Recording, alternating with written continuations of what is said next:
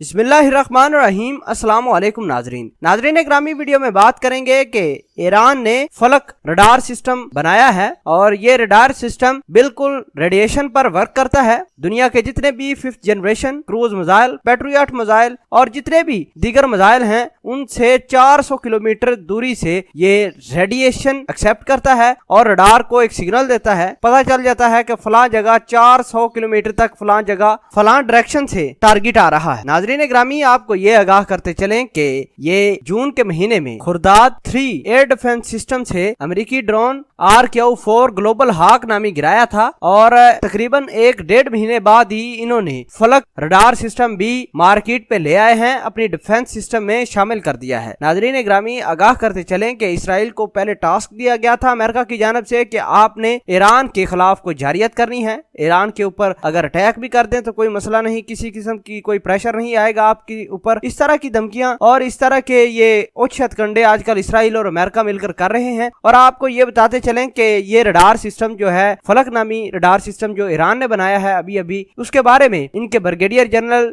का ये कहना था कि अमेरिका और इसराइल इस भूल में रह रहे कि हम जो है आराम से बैठेंगे, मुकम्मल तौर पर तैयार हैं। पासदारान इनकलाब के ब्रिगेडियर जनरल ने कहा कि इस रडार सिस्टम को अपनी सरहदों के ऊपर तैनात करेंगे ताकि 400 किलोमीटर दूरी से टारगेट को डिटेक्ट करके पता चल सके कि फलां जगह से टारगेट आ रहा है और उसकी डायरेक्शन क्या है, स्पीड क्या है, ये तमाम तर चीजें ये चेक कर लेता है। दूसरी बात ये, अमेरिका और जो इसराइल के F-35 जहाज हैं वो अपने बारे में ये समझते हैं, या इसराइली या अमेरिकी अपने बारे में ये समझते हैं कि उनका असला बहुत ही ज्यादा एडवांस है। तो नाजरीन ग्रामी, ब्रिगेडियर जनरल ने वाज़ेह तौर पर कहा कि हमने इस रडार सिस्टम की मदद से इसराइल के F-35 जहाजों को आसानी से डिटेक्ट करके उसके ऊपर शूट भी कर सकते हैं। अब आपको ये बताते चलें कि अगर ईरान के रडार सिस्टम और डिफेंस सिस्टम अमेरिका का और दुनिया का पावरफुल ड्रोन ग्लोबल हाक को गिरा सकते हैं, तो ये 5th जनरेशन और 4th जनरेशन वाले जहाज ईरान के सामने कुछ भी नहीं कर सकते। मजे की बात यह है कि